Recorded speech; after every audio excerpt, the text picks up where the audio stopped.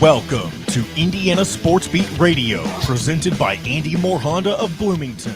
Know your role and shut your mouth, you jabroni! Fires upfield into the end zone, and it's caught. Jelani Woods, touchdown! INDY!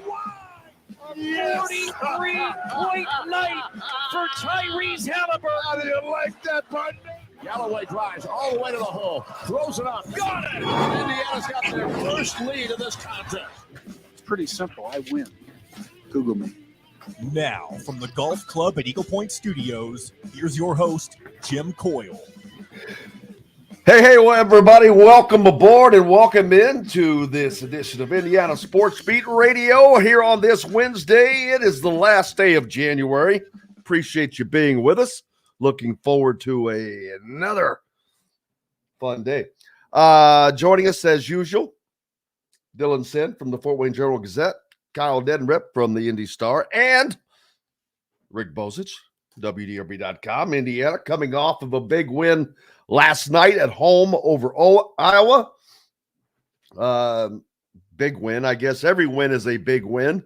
And it was an exciting one for the crowd, but one that left people for a minute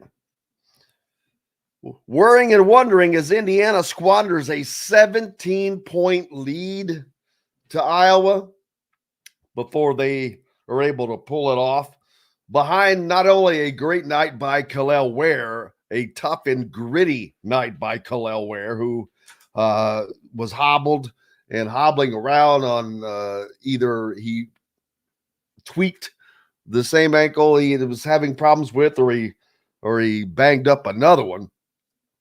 So he's gimpy, but he guts it out for a great performance. Then early in the game, Indiana loses Malik Renew to what is probably an ankle. I happened to see him at one point back behind the locker room area on crutches, but that was just because he didn't want to walk on it, I'm sure. And then at the end of the game, Xavier Johnson goes down. So Indiana grits out a tough win after they gave up a 17-point lead to Iowa, but still managed to come out of that with a win, not only behind Kel'el Ware, but a career performance by Anthony Leal. 13 points on the night. I think that's I just read it, as many points as he has scored this year or close to it, but definitely a career high. He's averaging 1.8 points per game coming into the game, but he looked very, very comfortable last night and enjoyed his moment and took care of it. We'll hear from Coach Woodson and I believe Anthony Leal as well a little later in the show. John Boy is along for the ride today. How's each and every one of you? Appreciate you jumping on with us. Las Vegas Larry, of course, Fred. Nickel Stacking, Basketball Group, Boogaroo, and Auction Pro. Forrest on early. Justin. Michael's back. Season-saving win? I don't know about that. I don't know what's to say, but Indiana breaks a 3-game losing streak with that win last night as well, as they have another game coming up at home this weekend. The Indiana women will take on Maryland in a game tonight. And that is in College Park, Maryland. So that's going to be a tough one. Maryland always tough in women's basketball. We'll check in to see how the Pacers are doing as well. But that was a tight one last night for Indiana.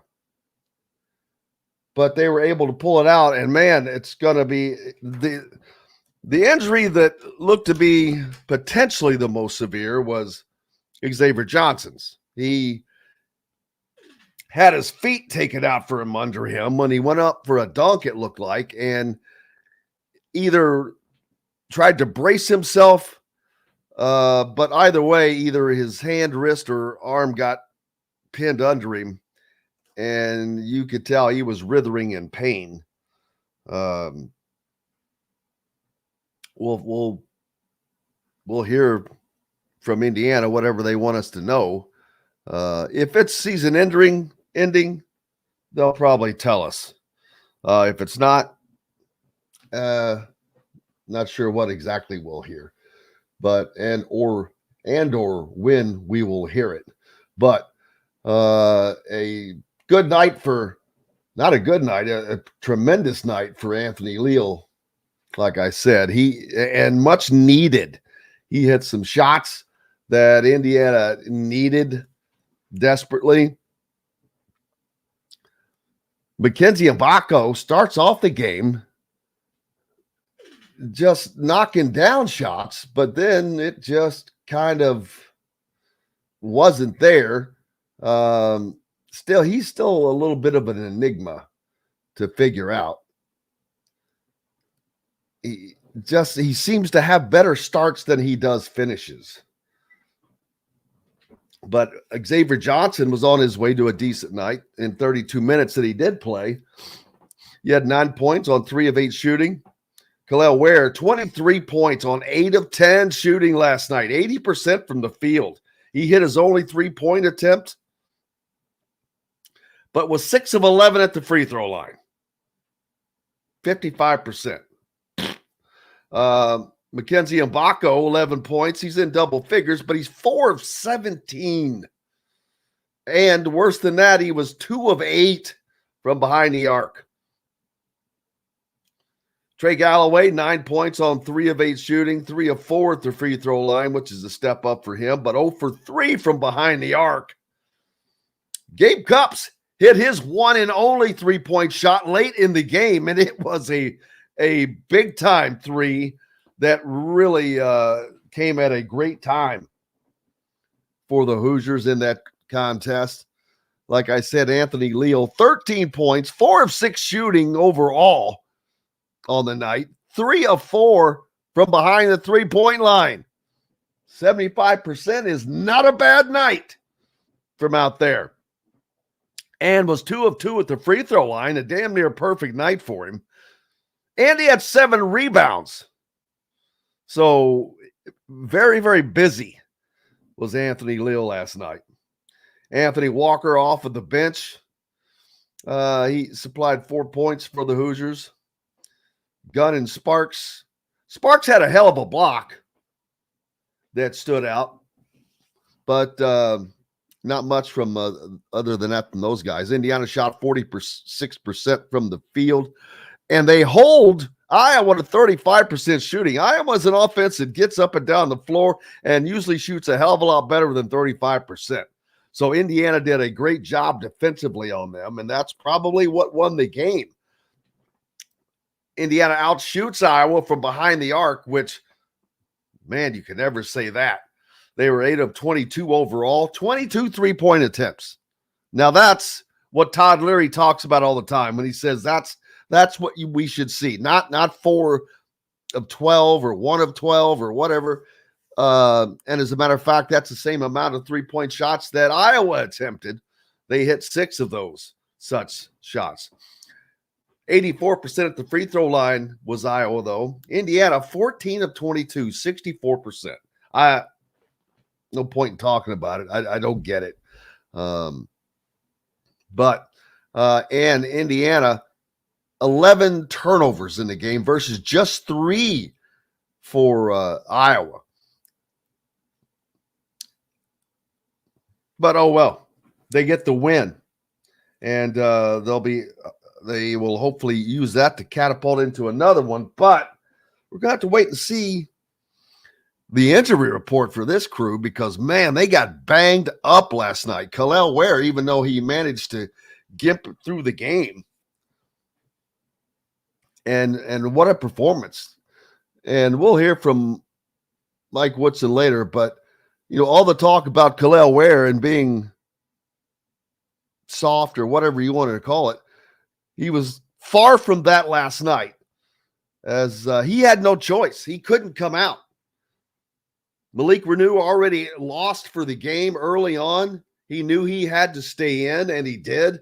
And he goes 8 of 10 on the night, just beating and banging in there on a gimpy ankle for 23 points to lead Indiana. So a great night for Kel'el Ware, a great night for his leadership to emerge, and a great opportunity for him to show that he can be a leader, in addition to not being soft. Not that I've said he's soft. That's the label that followed him from Oregon. But Indiana ended that game on an 8-0 run as well. So lots of good things for Indiana in that particular game. And that's a game that, I talk about Ken Palm predicting this and predicting that. That's not a game that Indiana was predicted to win. They were not expected. They were an underdog in this game last night. So that's a solid win for them. But going forward, like I said, we'll have to wait and see what is what with the injury report going forward. It will just simply be interesting. Appreciate everybody hitting us up early and often on the Andy Moore Honda hotline. Drew Jones says Leo is their best 3-point threat and shoots free throws. Well, you got that right.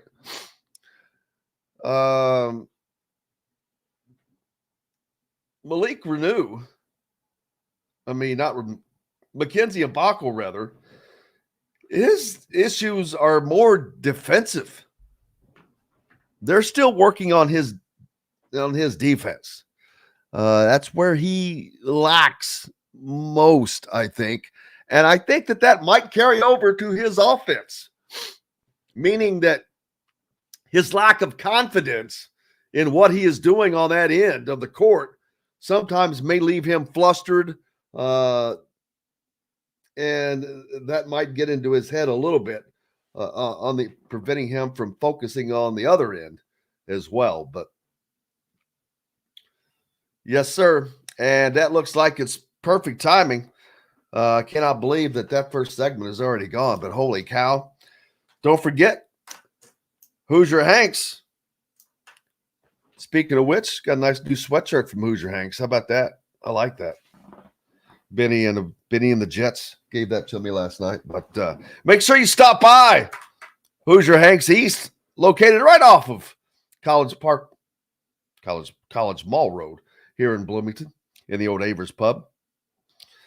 Ask for the Jimbo special. We've got lots more coming up, including Dylan Sin right after this. We'll be right back to the Golf Club at Eagle Point Studios for more Indiana Sports Beat Radio with Jim Coyle, presented by Andy Moore Honda of Bloomington. In the market.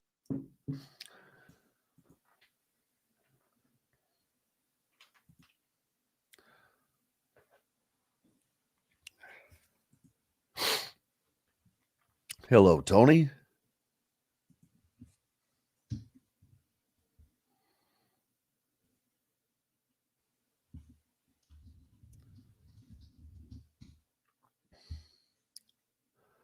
Yes, that.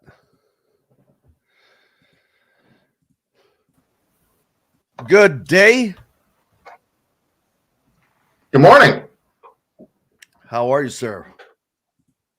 Not bad. Not bad. Bill Bransky. Bill Bransky's in the house. Unfortunately, neither you nor John know who Bill Bransky are. It's Bill Bransky, and it's his alias that he called the podcast hotline as Bill Bransky. Do you know who Bill Bransky is? Oh, I don't know. If it's based on a real person, then I don't know.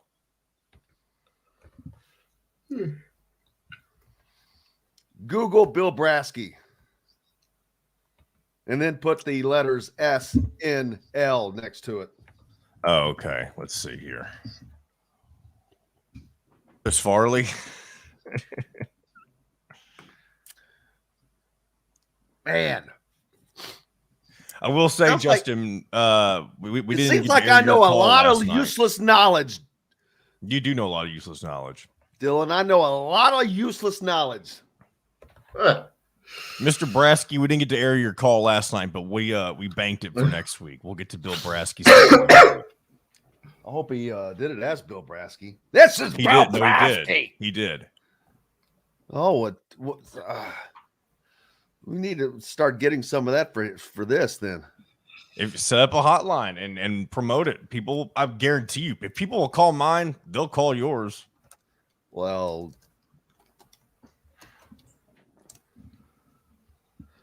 were you in Bloomington last night? Yes, sir. Man, you made the drive back home. Yep. You are just. Peachy. I salute you, sir. Oh, thank you, sir. I appreciate that. That's a hike. Yes, Man, it is. that was like watching a little war games last night for Indiana. That was the weirdest game I've ever been to because, Here we on go, guys. paper, 10 seconds. Yeah. To perfection in Chop Shop Steakhouse. Chop Shop Market and Table, a part of the Wild Food Group, is your butcher, baker, and fish house, no matter where you live. This segment is brought to you by the Chop Shop, home of the Indiana football and men's basketball coaches shows. Now back to the Golf Club at Eagle Point Studios for more Indiana Sports Beat Radio with Jim Coyle, presented by Andy Moore Honda of Bloomington.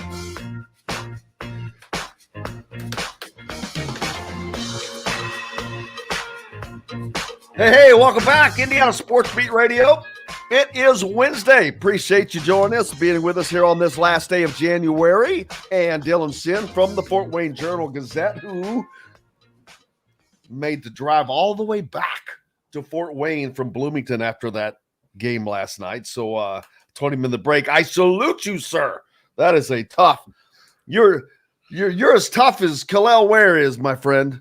that's right. And that is, and for the first time, and unlike last season, that is not an insult. So thank you for that.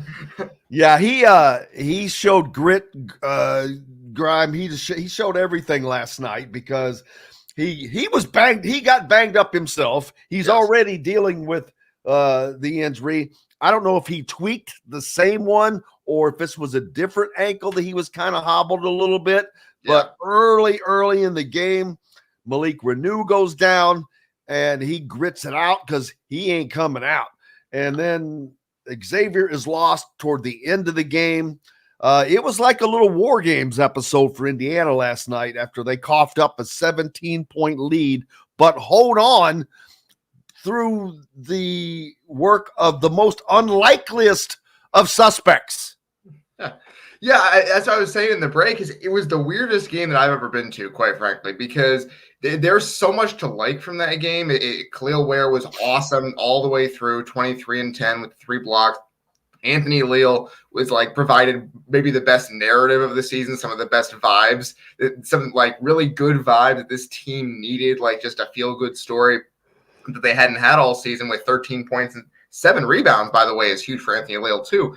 But then you juxtapose that with, and the crowd loved it, by the way. And then you juxtapose that with the injuries that we all know might just torpedo the entire season, right? Any hope that IU had for the NCAA tournament might well be gone now because you're missing 2 of your more impactful players. And it was just a really weird night because after both of those injuries, the life kind of got sucked out of the crowd. You could just feel the air kind of go out of the building. And Indiana basically came out after both of those injuries. And yeah, they were tough. But Indiana made plays in the immediate aftermath. They got the crowd right back into it, which was like really, really good for the Hoosiers.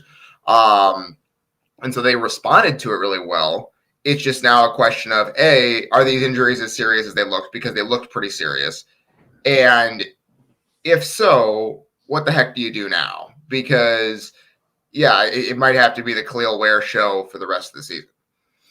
Yeah, I don't know how serious, obviously, either of them are, but Xavier Johnson's probably looked the more serious of the two because of the amount of pain he seemed to be showing himself to be in. Yeah. And it looked like he was trying to break his fall, and either his hand, wrist, or part of his arm didn't come down like you'd like to come down. Yeah. And so that's of grave concern. And then Malik Renew, I saw him after the half, walking across the back of the hallway on crutches, which I assume he was heading towards the X-ray room. But I mean, that's nothing. I mean, unless it's really easy, you're not going to be on crutches. So, but I would. I don't know. I can say I wouldn't expect to see him back this weekend, but that would be a guess. So there's no point in guessing about it. I don't know. I have no idea. I do know that it's probably a different mindset going into a game, knowing you don't have somebody, than losing them during the game and finding a way to rally around that. And they did that very thing. And like I said, with the most unlikeliest of suspects, first and obvious is Anthony Leal, but even Gabe Cupps, he hit one shot, but that one shot came at a critical time, and it was a big time three that Indiana needed. What if I told you that Gabe Cupps is shooting 41% from three this year? Would you believe me? Yes, because Trey Galloway had a high percentage last year, but that was also based upon a very small sample size. Yeah. And everybody got all jacked up because he's a three-point shooter, and he's not. Yeah, well, that's the thing is that Gabe Cupps was a three-point shooter in high school. That was a huge thing that Gabe Cupps did in high school. That was part of his scouting report, was that he could shoot the rock. And I quite frankly, even on small sample size, he is 9 for 22 from three this year. I honestly did not remember him hitting 8 threes before last night, but apparently he did, and he made his 9th last night. And I thought it was important. Not only did he hit the shot, but okay, so I used down to in that moment. Trey Galloway gets the ball on the right wing with like 10 seconds left on the shot clock, and he swings the ball to Gabe Cupps. Gabe Cupps is open, but Trey Galloway chose to swing the ball to him and make that pass. And I think that shows you that Gabe Cupps' teammates trust him to make that shot. They know he can make that shot. Trey Galloway was 0 for 3 behind the line at that point as well. So. I have when the ball swung to him, because it kind of went around the perimeter. When the ball swung to him, he could have he could have gotten to the rim. I think there was an opportunity for him to kind of shot fake and get to the rim, and he didn't do that. He swung the ball. And I think that tells you that he trusts Cupps to make that shot because he knows it's a good shot. And Cupps stepped up to knock it down. And I think that's huge for his confidence. And you talked about X and how his injury looked worse. I got to tell you, I was up in Section K, which if you know, Jim, is way up there in the rafters. I could hear X screaming in pain from all the way up there. Yeah, it was bad. And so if that's the last time that we see X in an Indiana uniform, which is a possibility.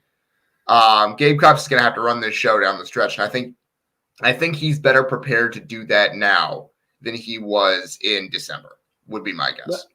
And not only that, a game like this is probably, you hate to see it come because of this, but if it is going to happen, this is the kind of game and the kind of performance that he needs to come off of for that to be handed the keys. A game in which he didn't do a ton because he wasn't asked to do a ton, but when he needed to do something, he did. And it was, like I said, it was one shot, but it was very timely. Yes, absolutely. And like right after X's injury, right after Iowa and by the way, right after Cupps had made a defensive mistake, he talked about it after the game that Mike Woodson was mad at him for letting that inbounds pass on the previous play when Sanford hits that long jumper at the end of the shot clock off the inbounds pass. And it was a great shot by Sanford, but Gabe Cupps shouldn't let that ball be caught. And Mike Woodson kind of got into him a little bit after that. And so for Cupps to come back from that and hit that shot is just huge. It shows a real resilience by the freshman. And then, of course, Anthony Leal finally. What a breakout game for the freshman. I mean, the fourth-year senior. I mean, he's been waiting. It's been 4 years of him biding his time. Yes. And last night was the night. They needed him, and he showed up. An incredible night. He had been averaging 1.8 points per game, and he had made 3-pointers on this season going into last night's game. But he finishes 3 of 4 behind the arc on the night, 2 of 2 at the free throw line, 4 of 6 overall, and 7 rebounds. Just very active. I think I remember one of those rebounds where he really was forceful, grabbed it, and just took it away from the guy. I think the more he played, and with every shot that went in, he felt more and more confident. Yeah, absolutely. I wrote about this last night. Do you remember the Wisconsin game when he was a freshman up in Madison? He almost led IU to a win in Madison. He hit 3 3-pointers in that game, and as a freshman, and it was like, oh, okay, this is what this is going to be like. He's going to be a shooter for this team for 4 years. And we never saw a performance like that from him again until he was a senior. And then he comes out last night and does it. I thought, like, obviously every single shot he made was impactful, right? Like the back-to-back threes he hit in the first half extend the lead to 15. The layup he makes in the second half, where he kind of splits the defense and does a finger roll, gives IU the lead. The 3-pointer he makes from the corner gives IU the lead after Iowa had taken a 58-56 lead. That was huge in that moment. And then the 7 rebounds, which doubled his season total. I mean, it was the most impactful 22 minutes you could possibly get. And Mike Woodson said after the game that he defended his rear end off, and Mike Woodson used a different word because Mike Woodson is wanting to use a different word. But I thought he played pretty good defense. He wasn't perfect, but I thought he played pretty good defense. And I think that's all you need. If the guy is going to hit 3-pointers, obviously he's not going to go 3 for 4 on 3-pointers every game. But if he can play passable defense, how do you know? Look, we'll never know until we try. So might as well keep throwing him out there until he doesn't. But if he can hit 38% from 3 and play passable defense, that is the type of guy that IU doesn't have right now, because CJ Gunn is not hitting 38% from 3 right now. So Anthony Leal, I think, had kind of passed CJ Gunn in the rotation, it seems like, and he made the case to keep it that way last night. And I think, at least for the foreseeable future, I think Mike Woodson should keep it that way. Not only that, well, first of all, that brings up the question: Has Anthony Leal been wasted, not developed in this 4 years? I mean, has because he does not have 5-star next to his name, was he kind of not focused on enough, made enough a part of the offense? Like Miller Kopp was not made a part of the offense last year, or the last 2 years for that matter. It really makes you wonder, had there been a more concise, concerted effort made to incorporate that, because he doesn't strike me as someone who lacks confidence. No, I do think that last year they had the that's the thing, is he was blocked by Miller Kopp last year is what it was, right? Like he just wasn't going to get. Yeah, but he's blocked by somebody who wouldn't get used either. Well, Miller Kopp was huge for IU last year. I mean, he like, that was the thing, is that Miller Kopp's job last year was to hit open threes, and he did that really, really well. You're not going to have a particularly high usage rate if you're Miller Kopp on a team where you have Trace Jackson Davis and Jalen Hood-Schifino. I know Miller Kopp has been great in the G League this year. I get that. But you're just not going to have that high of a usage rate in a team with TJD and Hood-Schifino. And I think Anthony Leal, now here's the thing. Anthony Leal, he might not lack for confidence, but we saw him in a couple games last year. And he made some good plays, and he kind of has a nose for the ball, and that's obvious. But he struggled last year a little bit too. Like there was that game at Michigan State in East Lansing where IU was struggling, and they threw him out there. And he didn't impact the game in a particularly positive way that night. I think it's more that he has gradually, I think it's worked for him that Mike Woodson has given him a few minutes here and there, and he's gained confidence. And I'm not saying he lacked confidence before, but he's gained confidence through playing 10, 12 minutes over the course of games here. And then last night, when it was like, all right, can you do that over a longer period? He was like, yeah, give me more minutes and I will show you that I can do it. And he did it. And I don't know if it goes the same way if Mike Woodson throws him out there for 22 minutes last night after not having done so earlier this year. Indiana now takes on a Penn State team at home, which they'll have that, but we don't know who they will or will not have available to them. Penn State is probably, if you're able to pick a team, is the team that you'd want to be playing next if you're going through some injuries, not meaning to slap Penn State across the face, but things are what they are, and you'd rather be playing Penn State than Purdue. Hey, that is an insult to Michigan. Michigan has worked the entire season to earn the title of team you'd want to play next to. I hear that.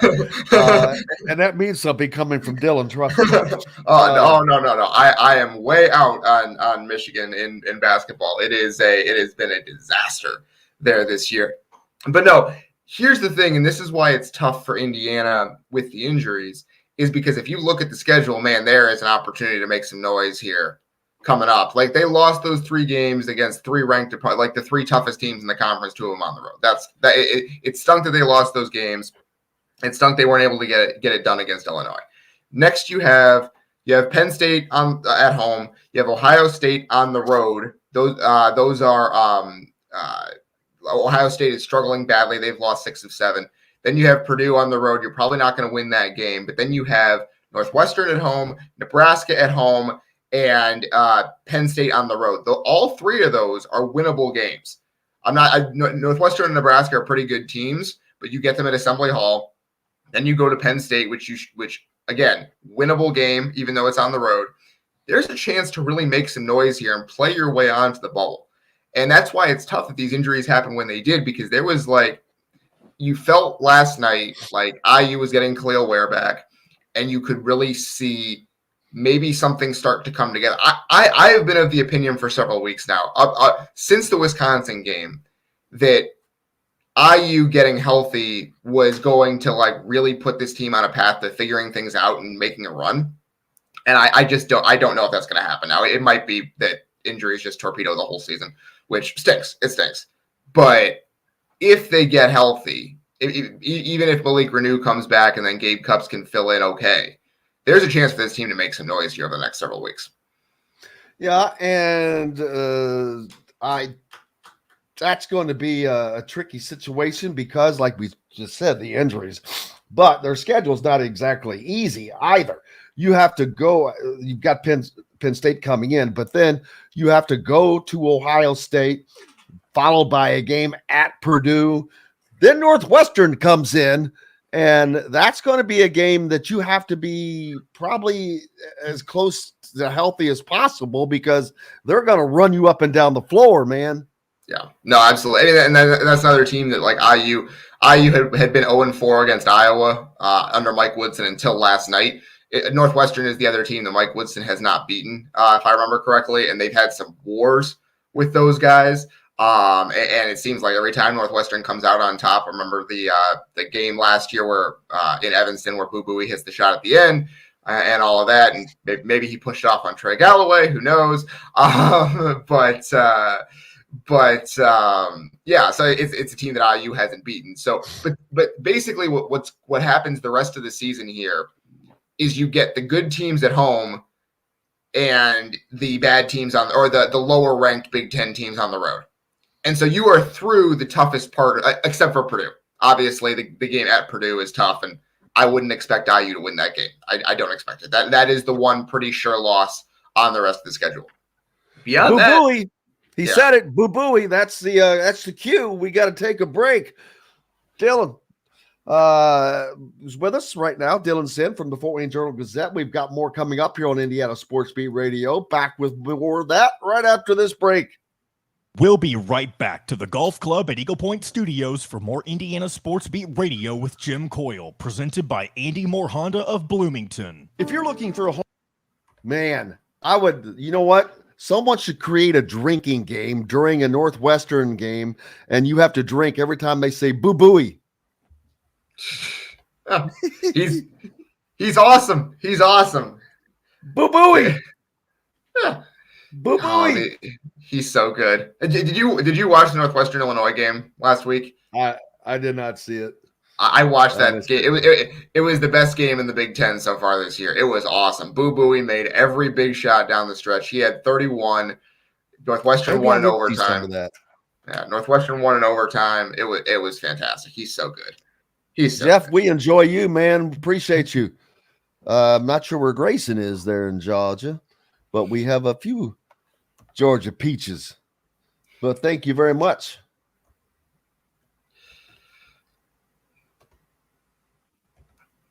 Yeah, that Renew's injury was tough because he came out of I didn't see it because it was so far down away from me. I didn't see what happened. I think it was non-contact. Like I don't think he was in the play. I think he just kind of Those fell are the over. worst kinds. Every time I hear non-contact, I think Teddy Bridgewater. I know.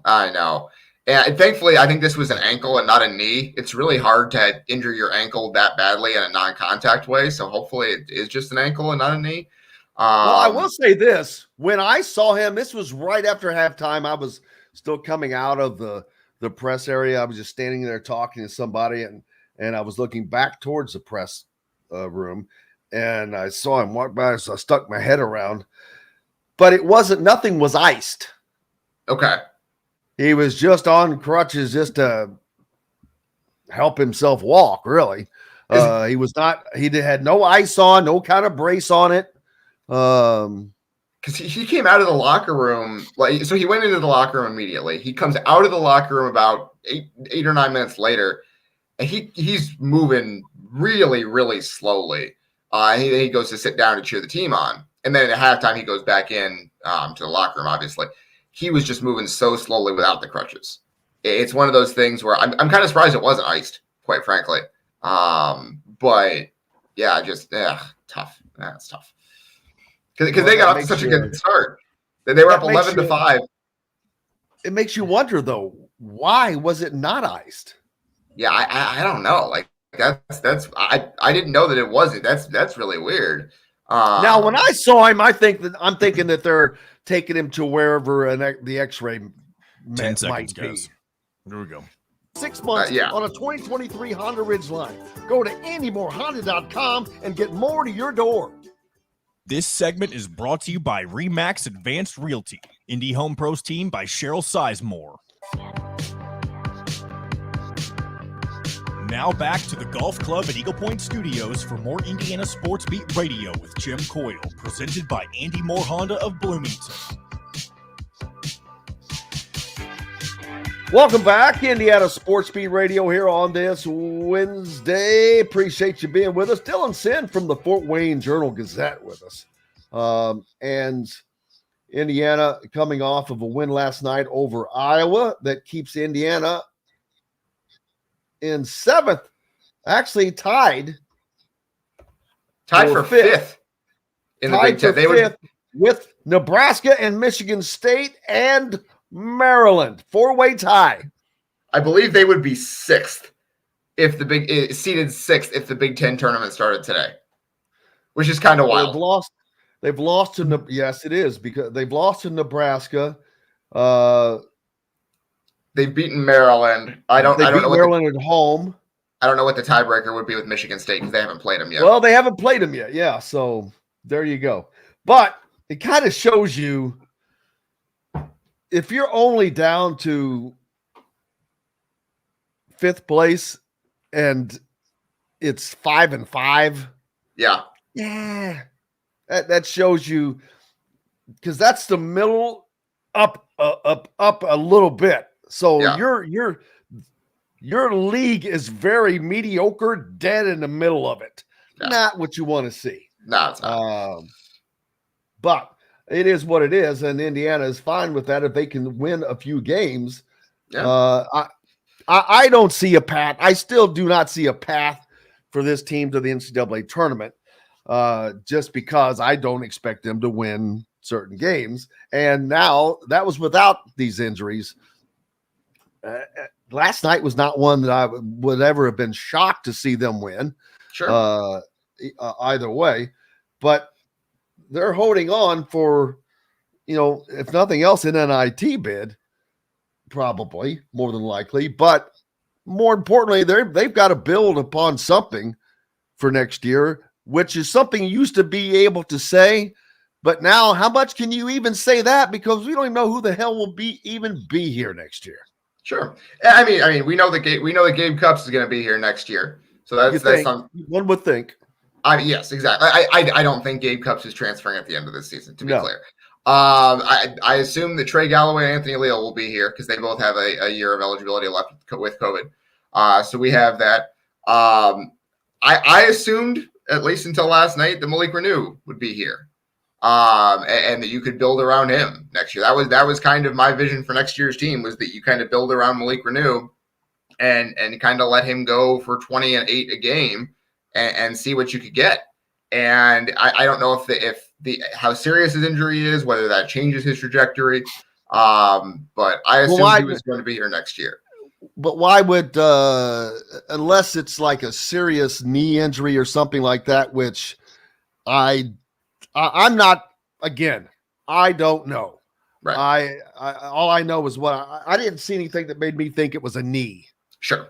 Okay, and in that case, it shouldn't change the trajectory. I assume that he is going to be here next year, and so then you bring in Liam McNeely and you roll with McNeely and Renew and Cupps and Galloway and Leal and whoever else you get, and out of the transfer portal. And I think you can build a team that way. I don't think anything is going to collapse or anything like that. I do think. Yeah. If they had Mbako, with Liam McNeely, man, now you've got a pair of guys that can, boy, it's like pick your poison. Put those guys at 3 and 4. I think you're cooking a little bit. Absolutely. I don't know if Mackenzie Mbaka will be here next year. That's going to be a question. I don't believe he'll be drafted in the first round. So. Like, that's the thing, is he had planned. He told us before the season that he planned to be one and done. But I think he also. But you know what? Everybody wants to say that about themselves. Of course, and I get that. Of course, but I also think that he had planned to be a first round draft pick, and I don't think he's going to be a first round draft pick. So, but I do think a good season next season where he shows off some defensive chops, which are there for him. By the way, I don't think that it's impossible that he becomes a good defender next year, because it's not like his instincts are bad. He's just trying to learn the system. And so I think that he's a guy who could really benefit from a second year of college. I don't know if he will want to do that. He might just want to go to the G League and get started that way, which I wouldn't blame him for. He has the skill to make a run in the pros immediately. So I wouldn't blame him, but I do think he is the prototype of a guy that would benefit a lot from a second year of college. So I guess that's something that Mike Woodson can sell him on. And let me say this right off the bat. I get so sick and tired of hearing people say, he's not ready. He's not ready. You don't know when somebody's ready and when they're not. Because guess what? I don't know when they're ready, when they're not either. Guess who does? NBA personnel. If they think they're ready, guess what? They're ready, because they're going to write a check. Yeah. So that's all that matters. It doesn't matter. It's generally fans of the teams that they follow that don't want to lose a good player. Sure. Now, is Mackenzie Mbako ready? Well, what does ready mean? Ready what? Ready to be taught at a higher level? Ready to not have to worry about school and focus on basketball only? He has the talent. But absolutely, because he is removed defensively, this isn't time where I would actually say that he should. I could see a very good reason for him staying in college a year longer. But if there is a team that happens to like his set of skills, or they think that this guy has the potential that they like and that they want to work with, then they'll take him. And that's all that there is to it. And it doesn't matter whether Johnny Basketball thinks that he's ready or he's not ready. It doesn't matter. It's irrelevant. Yeah, no, and that's the thing is that is my point, is that there is a very narrow band of guy who benefits from coming back to college for a year. Khalil Ware, for example, would not benefit from another year of college. He is going to be what he is, and an NBA team is going to, now that he has basically proven that he is not a guy who is just going to loaf through a season he's not soft, that he can play through injuries. He's proven that there's an NBA team that will absolutely bet on his skill set. And so he doesn't benefit from coming back to college for another year. Mackenzie Mbako could improve his draft stock enough that coming back to college would make him a lot of money down the road. I think. I do think that he is the narrow type of guy who could benefit from a second year of college. Now, whether he sees it that way or not, I don't know. I don't know Mackenzie Mbako's mind. He might be done with college. He might have only wanted to do a year, and he would rather develop in the G League than do it at IU. I don't know. But I think from where I sit, no, he's not ready. And I don't think, and your point is well taken, that it's NBA teams that decide. I don't think NBA teams believe that he is ready, because I don't think an NBA team is going to draft him in the first round. And so if he plays next season and plays very good defense at IU and continues to shoot well, then I think you're talking about something different. And now that could change down the stretch of the season here too. He could average 18 points for the rest of the season and play good defense. And maybe that's what happened with Jalen Hood-Schifino last year. Remember, he wasn't going to be a first-round pick until he was, because he played so dang well in the last month or so of the season. Because he got to play, which was unexpected. Right. And which, by the way, is why Xavier Johnson's injury last year was so tough for IU, because if Xavier Johnson doesn't get hurt last year, Jalen Hood-Schifino is on this team. Was here this year. Is on this team. Don't get me started. That is a terrible, terrible event in the recent history of IU basketball. But it could be the same thing for Mbako, where he just kind of goes on a tear here down the stretch and plays his way into the first round. It's possible. But right now, I would say that he's the type of guy who could benefit from second year of college. This is a great comment. Nothing to do with what we're talking about, but Nickel Stacking says Dylan looks like Matt Damon, and he does. But the funny part about that is that's going to give me a great new thing from now on every day. I'm going to say, sorry for Dylan Sin. We ran out of time. You're scheduled to be on. If you've ever watched Jimmy Kimmel, then you have to watch Jimmy Kimmel to have known that every night he says, sorry, Matt Damon, we ran out of time. We'll have to get you rescheduled next time, yada, yada. It's a long-running joke with them. You're my new Matt Damon, man. There we go. I'm glad to be that for you, Jim. Purdue right now, still after 10 games, we're at the halfway mark.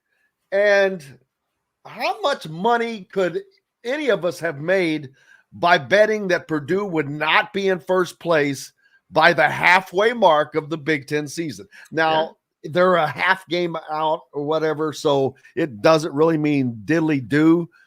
But the mere fact that they're not in first place right now is a little mind-boggling. It is. No, absolutely. I mean, they've lost 2 games on the road, and they should not have lost that game to Northwestern. They shouldn't have. They played extremely poorly in the second half of the overtime of that game. Boo Booey was awesome. Take a drink. Boo Booey. Take a drink. And guess who's coming to West Lafayette tonight? Boo Booey. That's right. And it's a huge week for Purdue, because you got Boo Booey coming to West Lafayette tonight. They're trying to get off the schneid there. Then they go to Madison on Saturday. That is the game or on Sunday, rather. I'm sorry, excuse me. That is the game of the week in college basketball. This is a week to watch Purdue, man. Yeah. Basically, if you are Purdue, if you are who we think you are, go out and win these games. They were who we thought we were. We let them off the hook. Do it. Just do it. Like, just go out there and win the games. And they should win tonight against Northwestern at home. I don't think they're going to let Northwestern push them around like they did in Evanston. I don't think they're going to let that happen at Mackey Arena. But then you got to go to the Kohl Center, and Wisconsin is good. I am convinced, and you cannot convince me otherwise. IU is in that game in Madison and possibly wins it if Khalil Ware plays, because Wisconsin just had no answer for Khalil Ware. Their big guys are not. They're not on his level. He would have dominated that game against Wisconsin like he did that game against Iowa, because Wisconsin's big men are pretty similar. We'll get a chance to see in a couple of weeks. Do they come to Bloomington? I don't think they come to Bloomington this year, do they? Wisconsin? Oh, they do. No, they do. I'm sorry. Excuse me. February 27th. Yeah. That's right. I am convinced that IU will be in that game and have a chance to win when they come to Bloomington. We'll see how the injuries turn out. We'll see how the injuries turn out, because that was the thing, is the reason that I believe that IU would have been in the game in Madison is because Xavier Johnson played relatively well in the second half of that game. IU, without Khalil Ware, in the second half of that game in Madison, averaged 1.6 points per possession. Wow. It's pretty good. And yeah, they couldn't stop anyone because they didn't have their defensive anchor sitting back there to block every other shot. You know, like it wasn't good, but I think Khalil Ware changes that. And so Wisconsin is not the Wisconsin that you know. Wisconsin is different. They're good in the backcourt, and they play a lot faster than your typical Wisconsin team, and they don't play as nearly as good a defense as you remember Wisconsin playing. Drew says that wears a rim protector, need him healthy, and that is exactly what he did last night. Yes. He made life hell for Iowa in the paint. They could do nothing in the paint. Everything that they did came from outside around the perimeter. With Sanford and Perkins, absolutely. I mean, Ben Krikke for Iowa has had a very good season. He transferred from Valparaiso. He came into the game averaging, I think, 15 or 16 points, shooting 35% from three, 7 rebounds or something like that. Khalil Ware just put him in the torture chamber the entire night. Ben Krikke had the worst night of his basketball playing life. He had 2 points on 1 for 9 shooting. He was miserable. They couldn't do jack. He erased him.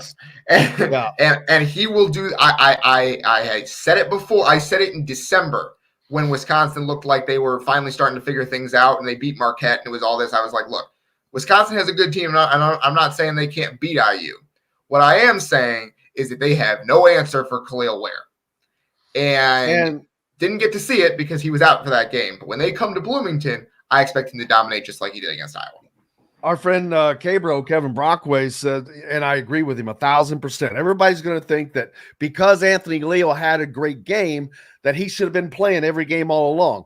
Well, that's not true, because I think if Mike Woodson thought that he could really do those kinds of things all season, he would have been in there. And then on top of this, you've got other things into play, X and that and all that. But he said, happy for Leo, great kid. But some of these Indiana fans who think he should have been playing all along seem to forget how he didn't look like he belonged on the floor in a Big Ten game 2 years ago when all those players got suspended before the Northwestern game. Woody played him when he was ready, and he is ready. And then last night, a great confidence booster for him. And if these injuries turn out to be what we think, it could not have come at a better time for him to get that confidence, because they are going to need him going forward. Yeah, absolutely. We talked all year about how they don't have the depth at guard that you'd like to have. Maybe you've found some depth at guard here. It seems like the progression for him has been very step by step this season. He played 10 minutes and he played well. He played 12 minutes and he played well. He played 16 minutes against Illinois and played pretty dang well in that game. And actually made a really, if IU had won that game against Illinois, we'd remember Anthony Leal making that basket down the stretch where he got them within 2 before Mbako tied the game. And so it's kind of been a step-by-step progression where he's earned the next step at every opportunity. And I think now he's played 22 minutes. Now you see what he can do if you make him a consistent rotation player off the bench and see how that goes. So I'm excited to see what Woodson does next with them. Dylan Sin from the Fort Wayne Journal-Gazette. Thank you, sir. Appreciate you as always. Make sure, especially all those up in Fort Wayne, to give him a follow and be a subscriber. Keep those local papers alive. Dylan, thank you, brother. Thank you, Jim. I really appreciate that. Have a great day. Appreciate you, my friend. We've got more coming up here on Indiana Sports Beat Radio. Kyle Nedrip, in addition to Rick Bozich as well. Back with all that and more after this break. We'll be right back to the Golf Club at Eagle Point Studios for more Indiana Sports Beat Radio with Jim Coyle, presented by Andy Moore Honda of Bloomington. In the market? Yeah, Sir. baby. Thank you. Sir, I will see you Saturday. Thank you. Yes, sir. All right. I will see you then. Have a great day. Okay, Jim? Appreciate you, my friend. All right. I need more coffee.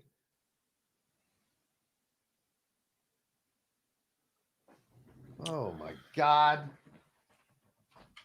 Oh, my God.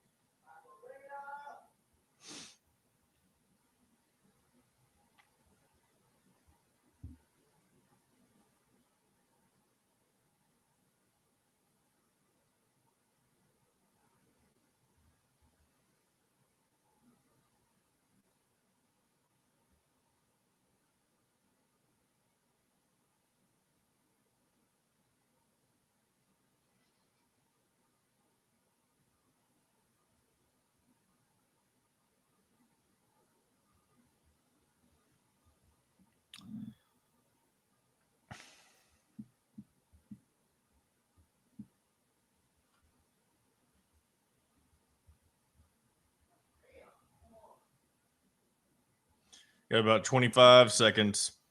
Kyle's not here just yet. I've got sound from Woody and Anthony Leal if you want to do it before he shows up. Here we go. Contact Amy Rhoda with Revesco Real Estate for additional information. 812-583-0919 or go to mystonecrestliving.com. That's mystonecrestliving.com for more details. This segment is brought to you by Reynolds Family Dentistry in Sellersburg. Now back to the Golf Club at Eagle Point Studios for more Indiana Sports Beat Radio with Jim Coyle, presented by Andy Moore Honda of Bloomington.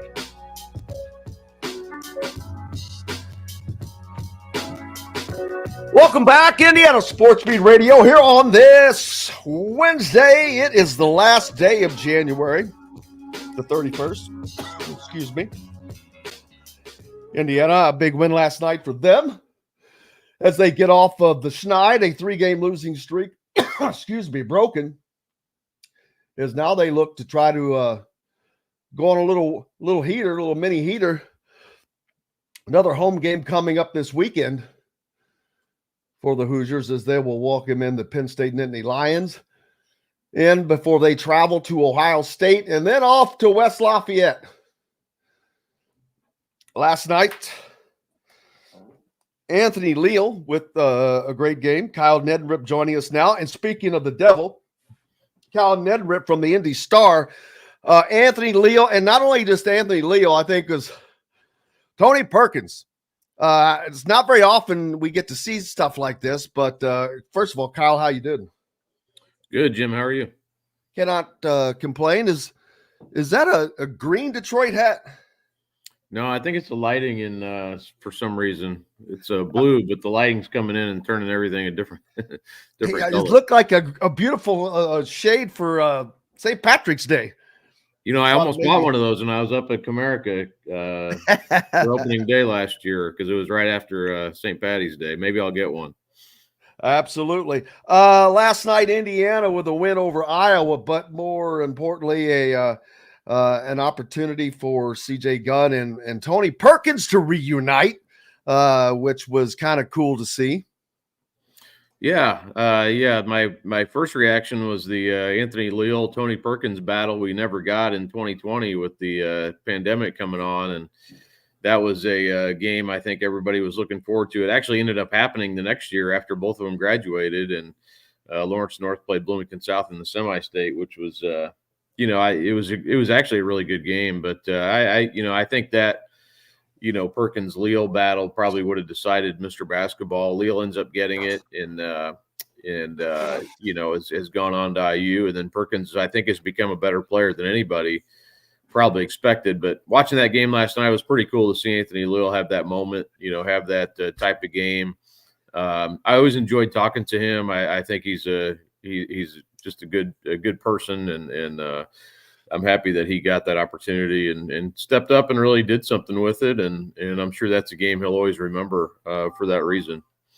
Well, and not only that, the one thing that has been said about Anthony Leal is he is the consummate teammate. This is a guy who spent his high school career as being the guy, which virtually every guy on a college team was the guy in high school. Let's don't confuse that. But Anthony Leal was the guy because he was Mr. Basketball. They were undefeated, and then he has not found that same success in college just yet. But to be able to do that on that stage last night at home, national TV audience, a much needed game to win, a game in which Indiana saw some starters go down with injuries. A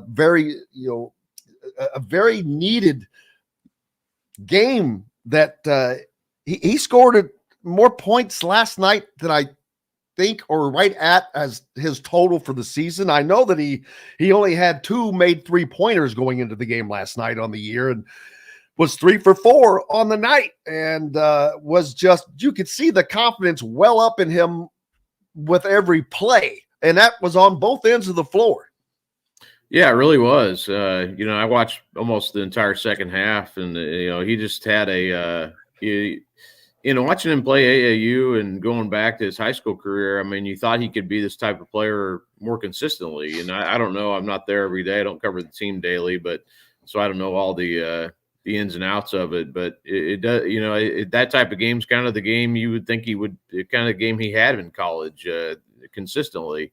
For whatever reason, that hasn't happened that way, and I'm sure there's good reason for it, or he would be on the court all the time. But yeah, I mean, it seemed like he belonged. He was making big plays, and honestly, you bring up a good point about being a good teammate, and you could see that in the way his teammates reacted to him, after the game, and how they reacted when he was doing things. And it is something you notice with him on the sideline too, is he's always up, he's always into the games. And you would, and I'm always like, well, why wouldn't you be that way? But I get it. I mean, if you're not playing, if you're not, having maybe success that you thought you would, it's easy to kind of get in your own feelings and be a selfish. I mean, human beings are selfish by nature, so I can understand that. But he's always been that consummate team guy, and he at least on the surface, and certainly the way his teammates reacted to him, I believe that to be true. So. Good for him. I mean, that's really cool. And maybe he can add something here in the last part of the season that maybe is a little bit beyond what he's been involved. So who knows? I mean, they called his number last night and he did the job. So why not be able to do it again? Absolutely. And in high school basketball for Indiana, it's starting to heat up as we get closer and closer to tournament time. I know the girls have already started or in the midst of starting tournament play. Yeah, started last night. So the boys' schedule is way different this week, and I was kind of putting some together now about that. But mostly Thursday game. It's a ton of Thursday night game, which is kind of the rare Thursday night game schedule, and then Saturday afternoon will be a lot of games because the girls play on Saturday night. So you give them, and basically no Friday. There's very few Friday games this week, so it's mostly girls, which is cool. I mean, they're kind of getting the center stage now and a chance, to have their sectional week, and it's a fun week for the girls basketball scene. But the boys is still, there's still some great games tomorrow. I guess it is Wednesday, so yeah, tomorrow night with Lawrence North plays Carmel, which Carmel upset Fishers last weekend or this past weekend and knocked Fishers out from the ranks of the unbeatens. Lawrence North is unbeaten, so a chance for Carmel to pull off the double, back-to-back undefeated teams. Kokomo plays a Cathedral at home on Thursday night too, so that'll be a huge game. There's several big ones, and I'll get kind of the highlights in a story here in a bit. But yeah, it should be a huge Thursday night slate if you're wanting to get out to a game. And then, like I said, Saturday afternoon will kind of be the boys' scene mostly this week, with the girls on sectional championship game Saturday night. Now, looking over the list, I see that, well, of course, Lawrence North having a hell of a season, 17-0. Of course, there's no surprise there. We were talking about Lawrence North already without even talking about high school basketball, because their DNA runs deep through basketball in this state at the college level or wherever you're talking about. Several great teams: Fishers 16-1, Westfield with one loss at 14-1, Noblesville 15-2, Cathedral 13-2, losing to Attucks. I can't believe Attucks has lost 4 times. That's what last night I was looking at that. I was like, how the hell have they lost 4 times? But the one that kind of jumps out at me, Carmel has a losing record right now, 8-9. Yeah, Carmel is, and they started 2-7. I want to say 2-6, and then maybe 2-6 and 3-7. I think is what they were. But even at that point, talking to Ryan Osborne, their coach, he was saying, they are very young. They're very inexperienced. They lost some players from last year's team, Sam Orm, who went on to Belmont, and then they lost some guys. Probably would have been role players for them. Who were football players who ended up not coming out for the team that would have helped. They had some injury situations, but even at 2-6, he's like, yeah, I don't even care what our record is necessarily. Just the fact this was around Christmas time, but he's saying, I don't care. We're 3-7, but I can see the progress. I can see what we're doing. And then they go out and beat, they beat Brownsburg on a last second shot. They beat Ben Davis last weekend by 3. And then they beat Fishers in that game Saturday night, which I didn't think they were going to match up very well with Fishers, because the way Fishers full court presses and turns you over and kind of wears you down. I wasn't sure Carmel could sustain through a full game against that pressure, which they'd struggled with some of that previously, and they did. I mean, they only had 8 turnovers. Fishers had 12, and they end up winning that game by 8. So, that record is misleading, because they've won, what has it been? Maybe 6 of 8 or, 7 of 8. And now are, they're kind of that team that's like, you don't want to see them in the sectional because they're starting to put it together. They've got a kid named Evan Harrell, who's a sophomore, who's going to be a really probably Division I player. And then Alex Kudo, who's their junior guard, who can really fill it up. He had 26 against Fishers. A lot of that was free throw line, but he can really shoot it from 3 as well. So yeah, I mean, they're kind of that unusual situation for them. They're kind of that sneaky team that you don't want to see, which hasn't been they've kind of been the hunted rather than the hunter for a long time now, but they're kind of in a different role this year. And, if they can beat Lawrence North, I covered Lawrence North last week against New Pal. And New Pal really had him on the ropes in the last part of that game. Julius Gizzi, who's another really good junior player, had 36 in that game. and had Lawrence North's head spinning a little bit. And Lawrence North could not make it. They were 3 for 24 from three. So just one of those games where they couldn't get anything to go down. And I think New Pal kind of caught them sleeping a little bit and almost beat them. So, maybe maybe that was a good wake-up call for Lawrence North, who, to me, they're the best team out there. I think Fishers is close. I think there's a lot of teams that are close. Attucks, Cathedral, you mentioned a lot of them. Westfield plays Noblesville tomorrow, Fishers tomorrow as well. So that'll be another huge game in the state as well. So a lot of these teams, on a given night can beat each other. But yeah, that Lawrence North Carmel game pretty intriguing tomorrow. Absolutely looking forward to that. Who is the best team in the southwest part of the state? Is Evansville Harrison the best team down there? Yeah, they're pretty good. I had a chance to see them. When was that? Over the holidays. They've got a kid, a senior. McNair, who is about 6'6", and I think he should be in some mention for Indiana All-Star running. He's a good shooter. Great rebounder, that type of player. Yeah, they're good. I mean, there's a lot of, and I'm assuming you're talking 4A. I would say, Evansville Christian in 1A is a really good team that potentially could win state from that part of the state. But 4A has been pretty heavy. It seems even more heavier than usual this year with Indianapolis teams being the best, and then throw Kokomo in there, and maybe Jeffersonville. I'd say they're a team that potentially could, if they can get out of that area of the state and advance. They're a team that plays a lot like I think I've seen them 3 times. They're comparable to some of the teams up here in their style of play. And Ron Wilkerson, baby, running that show. Yeah, and they haven't probably had the season as far as win-losses go that they wanted to, but I think that's going to help them, in the long run, playing these good teams.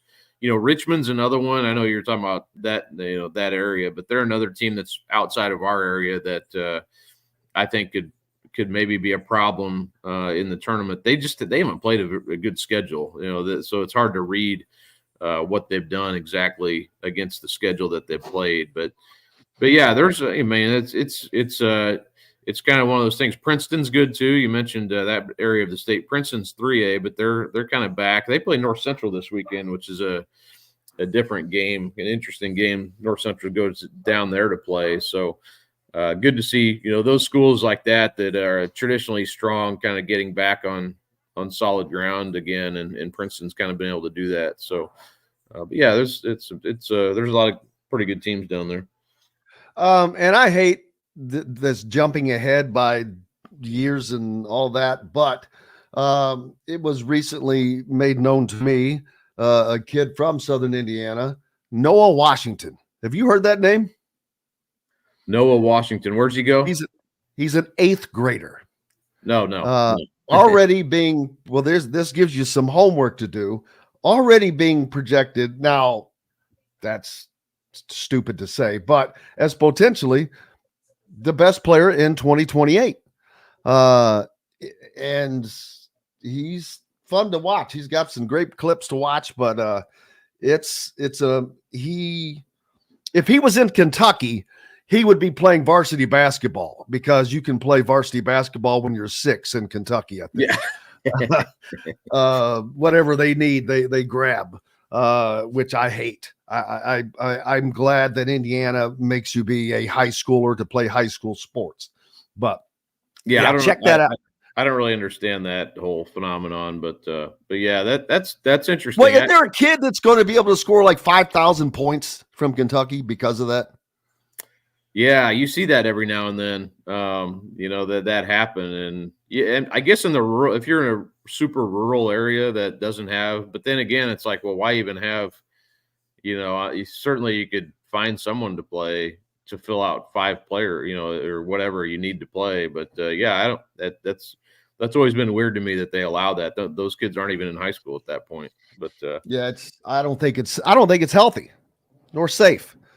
But nobody gives a crap. But I think how different, especially on the boys' side, if you're 12 compared to an 18-year-old. I mean, yeah, from a safety standpoint, it's like I don't understand how you would even how that would look exactly. Of course, the only ones who are playing, I guess, are really good. But at the same time, it's like for a boy, 12-year-old to you're dang near a grown man at 18. So that's just it's so different. What's up next for you, sir?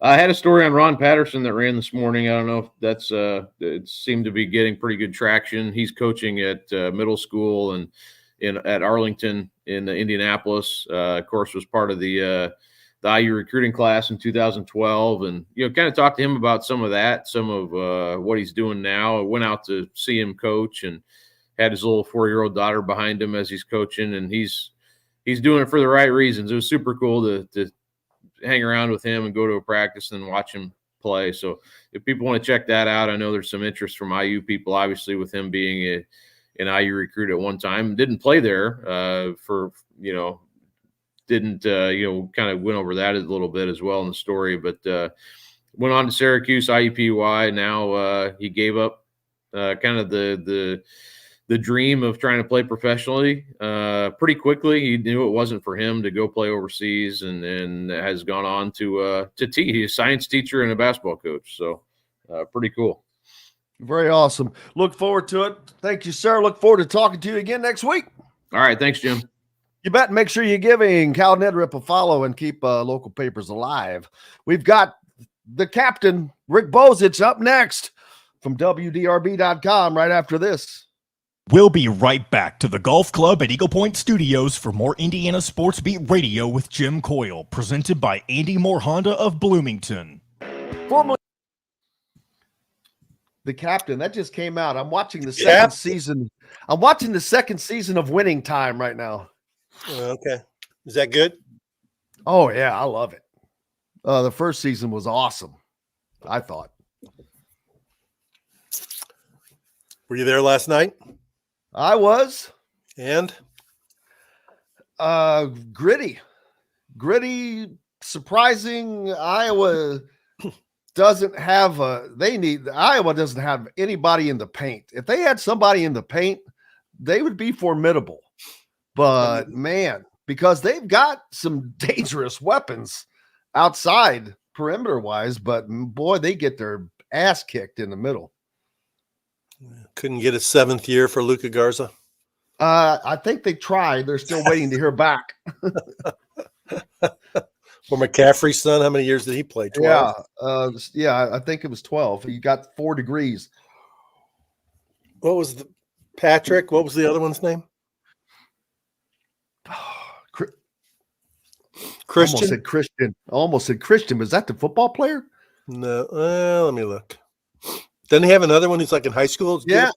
There's 3. Yeah, there's 3. I heard the kid announced he wasn't going to Iowa. Must not be good enough. I don't know. But boy, the injury bug sure slapped Indiana in the face last night. I thought I read in the message boards, though, that they think they might be okay. Well, the only one I would really be concerned about was Xavier Johnson, just because he was really, really in pain. Right. And Connor McCaffrey's the other one. There you go. Doesn't Christian play for the 49ers? Yes, he does. No relationship either, I don't believe. I don't think so. Although did he go to Nebraska? Stanford, I think. I think there was a McCaffrey that went to Nebraska. Yeah, that's the one that started. He started at Michigan as a quarterback, and then he transferred to Nebraska, and that's the one in the NFL that's his younger brother. What's going on with you? Oh, just watched another Louisville. Close, but no cigar. It was close for like 14 minutes, and they fell behind by 24, and then they cut it to 4, and then they lost. They were down to 7 scholarship players at the end of the game. But yeah, here I'm looking on Peegs, and one guy who claims to know what's going on says the word is that they both should be okay. All right, here we go, guys. 10 seconds. 0.9% APR financing for 36 months on a 2023 Honda Ridgeline. Go to AndyMooreHonda.com and get more to your door. This segment is brought to you by Bubba's 33 in Clarksville and Evansville. Pizza, burgers, beer.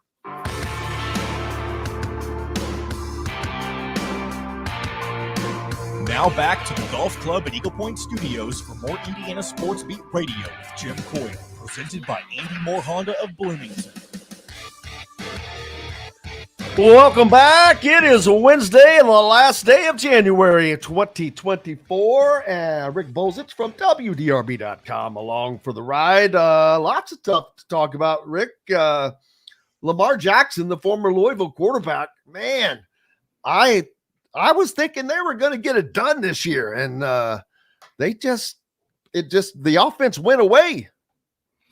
Yeah, I think their offensive coordinator called a terrible game. They were one of the better running teams in the NFL all year. They didn't run the ball very well on their first series, and Kansas City scored, and it was almost like they panicked and said, we can't run the ball anymore, and got away from it. Lamar played just an average game, had a terrible interception in the fourth quarter when he threw into triple coverage, and their defense was supposed to be the best defense in the NFL, and they gave up 2 early touchdowns to the Chiefs. So then the Ravens were playing behind the whole game, and they had those 4 stupid personal foul penalties. So you're not going to do all those kinds of things against the best quarterback in the NFL and beat him, because Mahomes is the best quarterback in the NFL. Mahomes is the man, no doubt, and he's starting to tread on. It's the most overused word in sports. Well, that's the most overused. The most overused phrase in sports is the most overused blank. But he's getting close to, how many Super Bowls has he won? 2 or 3? 2. He's only been in third, first back to back. That would put him in elite company. Yeah, I don't know how many. Montana has multiple, Brady has multiple, Terry Bradshaw. I mean, back to back is difficult. Back to back and 3 in total. Yeah, I mean, you're getting up there. He's at Roethlisberger, Elway category right now. But he's young. He's still in the prime of his time. Yeah. Yeah, I mean, the problem that they have is with him making all that money, they got to find ways to get him enough offensive talent to go around, and they're not as good as they were at receiver. But, when you watch him play, he plays the game differently than other quarterbacks. He stands there and he has incredible confidence and poise in the pocket, and it's like he's sitting there like calling out plays. He reads the defense so well, and good ball. Bless you. Thank you. So, yeah, he's a dude, and my favorite team, the Chicago Bears, traded up in the draft so they could not pick him. I know you're a Reason guy, so I did not know for sure. But all right, well, let me ask you this, since you are a Bears fan. How about the job that Kevin Warren's doing with the Bears? Doing okay. And I don't say that by he's doing a great job. I was being facetious. They still haven't decided where they're going to put their new stadium. They're sticking with the same coach. The GM's done a good job making trades and getting draft capital, so they just have to decide whether they're going to stick with Justin Fields or trade Justin Fields and go with the USC guy, Caleb Williams. I don't know. College basketball, another fun year. I think this is going to be another fun tournament. Not that they never aren't, but this is going to be, I think, a second year where who gets to the Final Four? I don't know. I mean, I'm going to stand behind UConn and maybe Houston. The other 2 spots are definitely going to be upset picks for me. I have no idea. But last night, North Carolina goes down. Number 5, Tennessee goes down, which it's not like we expect them to go undefeated the rest of the year. But and North Carolina lost on the road. So that's not huge. Tennessee loses at home to a South Carolina team who they're like a week off of upsetting somebody else. I can't remember. Kentucky. There you go. So yeah, I mean that Carolina's rolling. Lamont Paris, the coach of South Carolina, is in the front row right now for Coach of the Year. I mean, this is his second year there, and I think they're 19-3. Former IU assistant coach Tim Buckley's on that staff. They've done it, the new way. They've gotten a bunch of grad transfers, older grad transfers. They're a very physical team, and I was surprised that Carolina lost, even though it was at Georgia Tech. They only lost by a point, but Carolina was the last unbeaten team in the ACC. So that's now we're going to have to hear about Carolina and Duke the rest of the week because that's Saturday. But I agree with you. I noticed you didn't mention Purdue. I'd say Purdue is probably in that group too in terms of a Final Four threat. I'd say Houston, Purdue, and UConn. But it's none of those teams.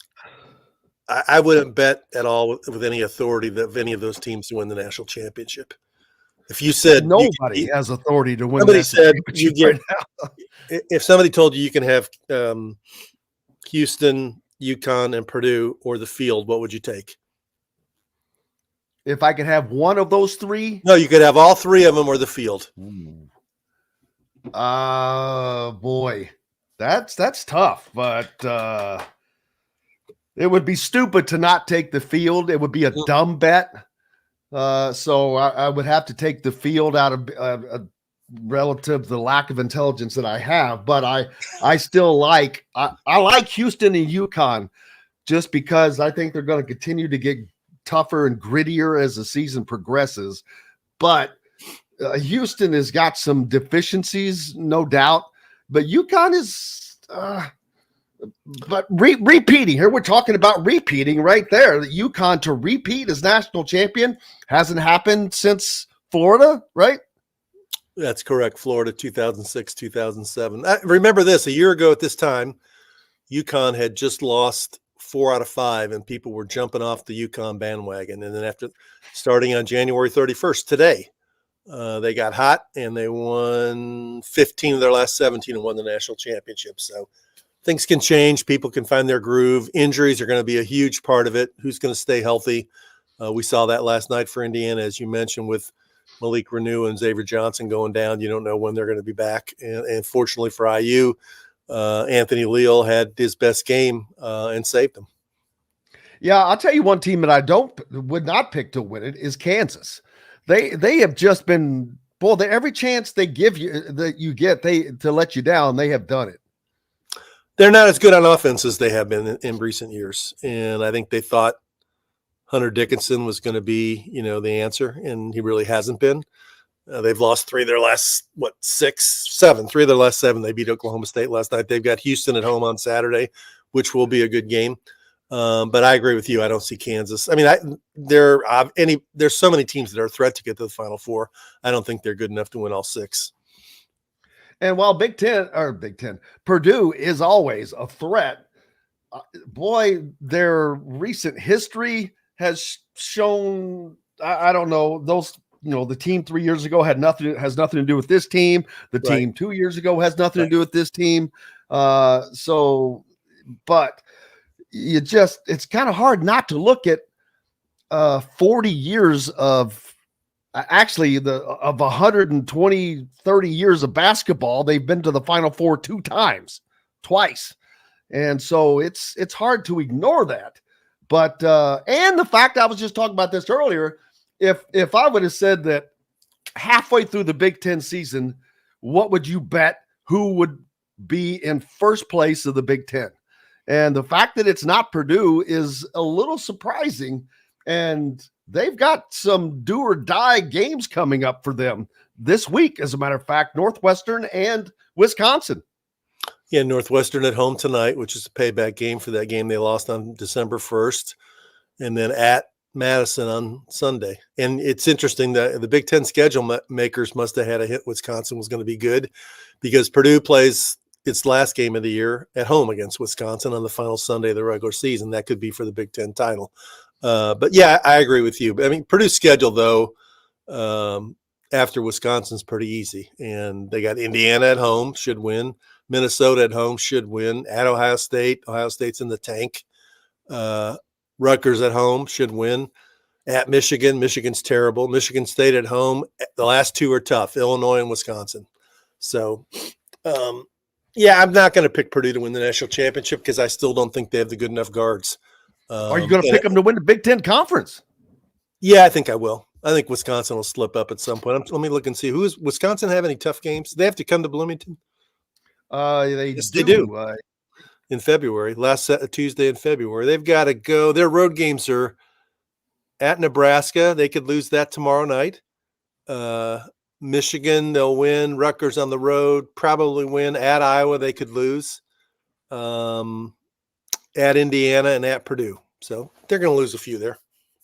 It's going to be an exciting end to the season. Indiana, of course, last night with an important win to them. I do not, by any stretch of the imagination, think that this is what I would call a season-saving win. I'm not. I don't see a path to the NCAA tournament for Indiana, no matter what. But they're an end to a better season. An NIT possibly is definitely within their reach. Of course, again, we have to wait to see what comes of the injuries from last night. But at the same time, we saw some performances that may ultimately help them. Anthony Leal with a gigantic night, of course, but that's the first time in 4 years, so you can't expect that again. But a 13-point performance for him. Good night shooting the three ball for him, which is of crucial importance for Indiana. But not only that, I mentioned this earlier, and the thing Todd Leary always gets upset about with Indiana is it's not the fact that they miss three-pointers, it's that they don't take enough. And last night they put up 22 attempts, which is about double their normal output. And it's the same exact amount of threes that attempted by Iowa. Indiana hits 8 of those for a 36%. And you will take that all day, every week, twice on Sunday. I agree. I mean, the stat that jumped out at me from the loss to Wisconsin, was it Wisconsin when they didn't make a three? The very last was previous game. No, Illinois. It was Illinois. I'm sorry. Illinois game, 0 for 9. 0 for 9. It's the 0 is bad, the 9 is worse, because that tells you that it's not a priority. And I'm not saying it has to be your number one priority, but it's got to be a bigger priority than that, that you're getting guys 3-point shots. And you saw Liam McNeely, I think, play over the weekend, and I hope he doesn't think he's coming into an offense that's only going to take 9 3-point shots a game, because I wouldn't think he'd be happy with that. That's not what his coach thinks. I can tell you that, because and I wish I would have thought to have had that clip ready, but Kevin Boyle said that it was a good decision for Liam to come to Indiana, and you all can catch this full interview at Indiana Sports Beat's YouTube page. But he says because they're going to run some action for him, they'll run some stuff for him. And I was sitting there thinking, boy, I was thinking, have you watched them play? I didn't say anything, but as soon as he said that, I was like, well, they better, because Liam can shoot. And Liam McNeely is a smart player. He doesn't force things. I've talked about this. I saw him play 3 games over the weekend. Their second game, he didn't score. He was 0 for 5. But he didn't force anything. He didn't have to. He stayed within the flow of the game and still was a part of the game. 8 rebounds, 4 assists. So he knows when to do it and when not to do it. But he can definitely shoot and is not afraid to shoot. And I was thinking, man, if Indiana had Mackenzie Mbako on one side, you've got Liam McNeely on the other. Boy, if they had 2 really good guards in between, and Kalel Ware or Mackenzie Mbako or Malik Renew, that's a good starting lineup, but very different from what we've seen from Indiana in the last 3 seasons. Yeah, that's the great unknown for Indiana, is how many of those 3 guys are going to come back. 1, 2, 3, or none.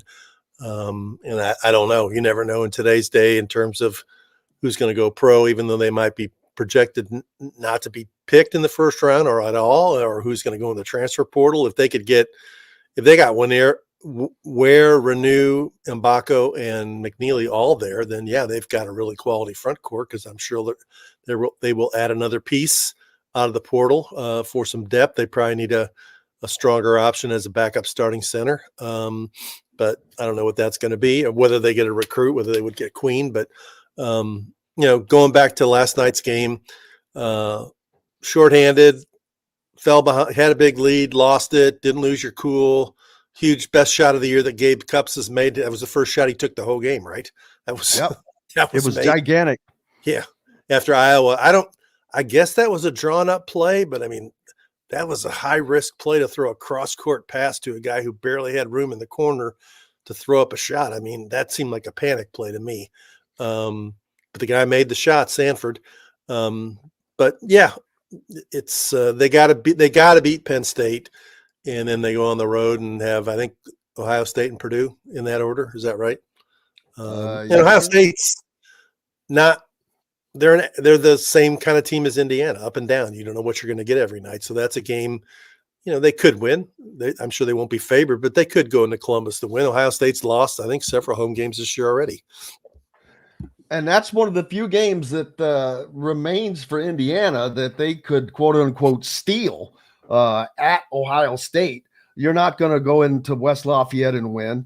You might go to Penn State. Ohio State's lost 6 of 7, Jim, and they got Iowa on Friday. So, yeah, I mean, they could win that game. I mean, I'm starting to hear grumbling about Chris Holtmann right now. Well, he hasn't done anything. He has not. He has done nothing that's been above okay. Yeah. That's been their last year, right? Yes. Last year they missed the tournament. Then the year before that, I think they got in the tournament and lost to Villanova. So, I mean, yeah, he hasn't done anything, and he's had some pretty good recruits there. He's gone through some pretty good players. So hey, I know who Ohio State could get. Who could they get? Lil Rhodey. I haven't checked on Little how he's doing. How's he doing? Not very well. Not very well. We'll take a break and we'll check on Lil Rhodey's schedule, and we'll be back with more Indiana Sports Beat Radio, the great Rick Bozich from WDRB.com right after this. We'll be right back to the Golf Club at Eagle Point Studios for more Indiana Sports Beat Radio with Jim Coyle, presented by Andy Moore Honda of Bloomington. In the market, Little Rhodey's lost 4 in a row, and the first 2 games in the losing streak were 30-point losses. Man. 9-11. 3-4 in the A10. God. Oh my God. His introductory press conference was still beautiful. He's like, I was popular. His former and sometimes you go places, and I was popular in the beginning. He never mentions Indiana. And all the people laugh when he says that, and I'm sure they're laughing now. Yeah. Jackasses. What did you think of McNeely?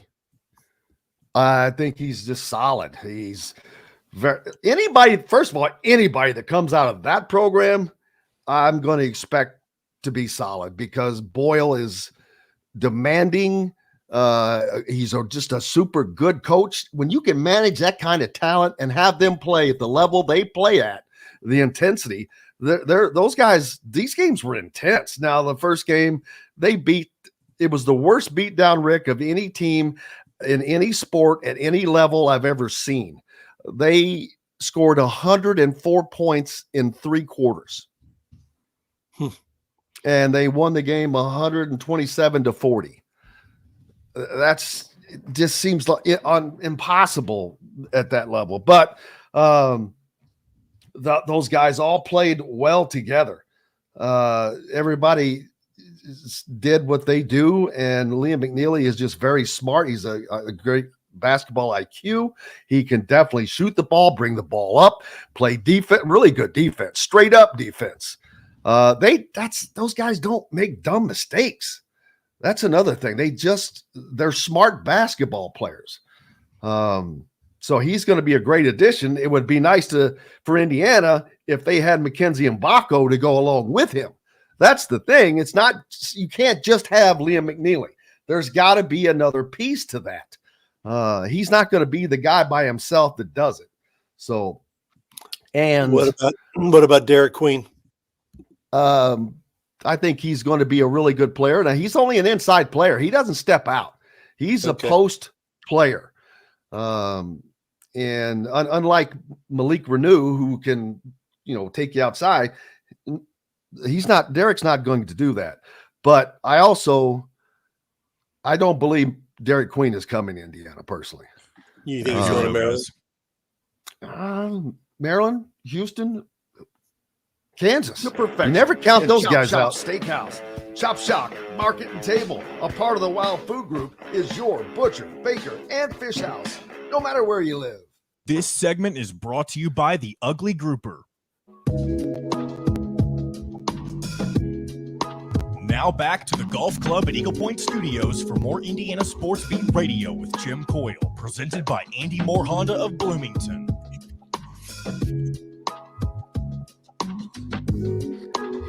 Welcome back, Indiana Sports Beat Radio on this Wednesday. Thanks so much for being with us. We appreciate you greatly. Rick Bozich from WDRB.com with us.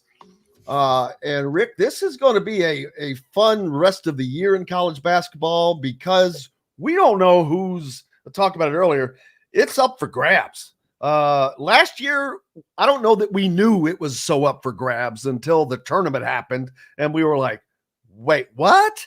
Who's in the Final Four? It was just like a slap in the face. Not that it was bad. It was kind of cool.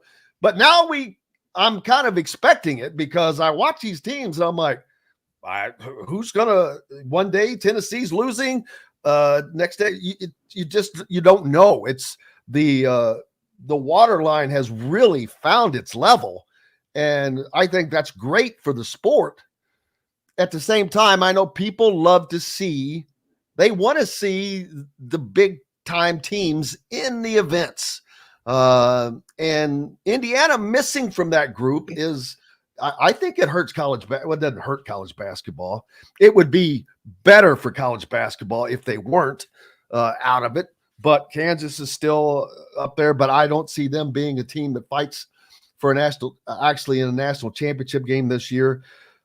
Purdue is there. I just don't know about them because of their history, and I still am not blown away by their undercard. You've got Zach Edey, who's always going to be Zach Edey, but I have not seen a consistent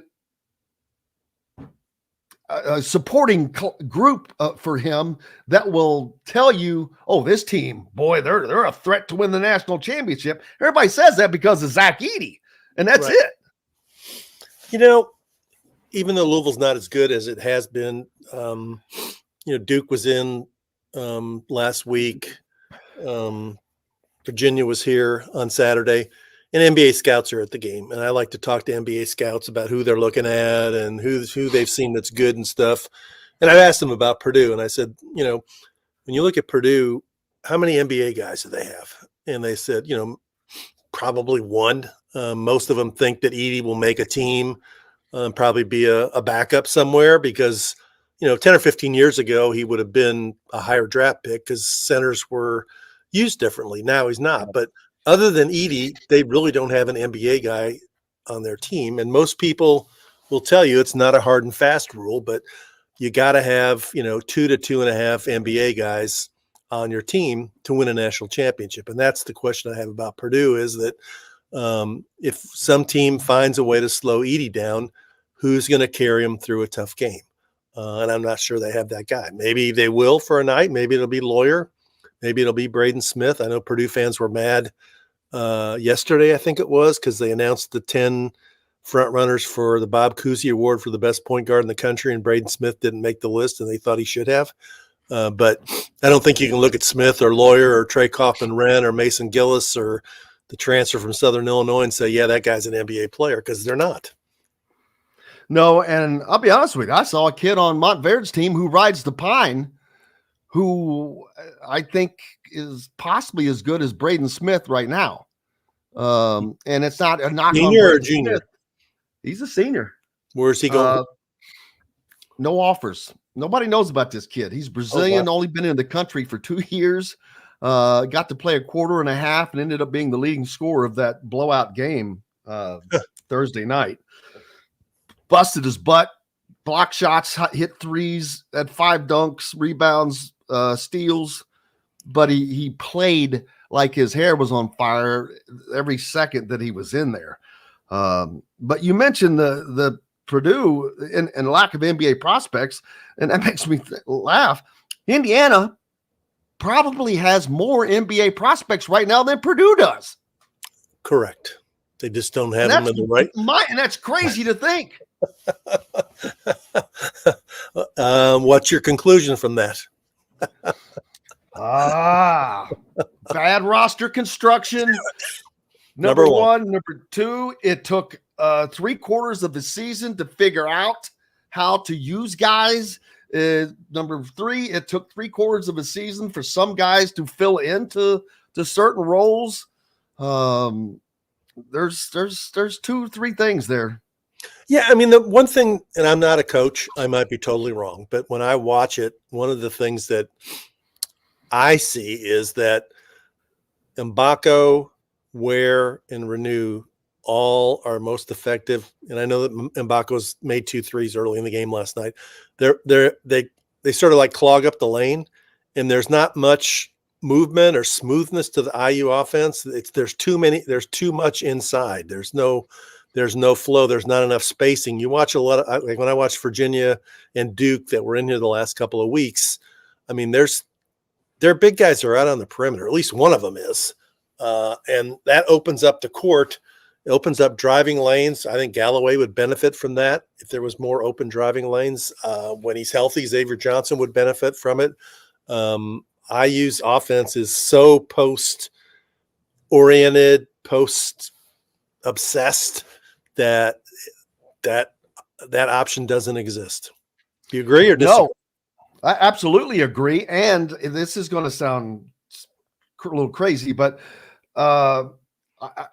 watching Montverde, although no, they probably couldn't beat Indiana just because of experience, but they would make life hell on Indiana because they do the very things you just talked about. They are moving.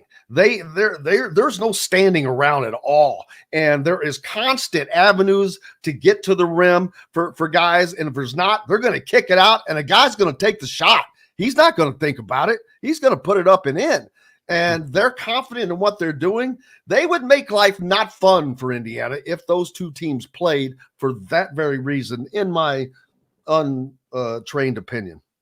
Yeah, I mean, and that's so much a part of the game is that as a shooter, you have to have confidence that you're going to make a shot, but you also have to have confidence that your coach has confidence in you to make a shot and that you should take that shot. And sometimes I wonder if that's the case with IU. I know that Woodson always says, I want those guys to take those shots, but when you don't look like it to me. When you only take 9 in a game against Illinois, that's not the trademark of a team that feels confident taking 3-point shots.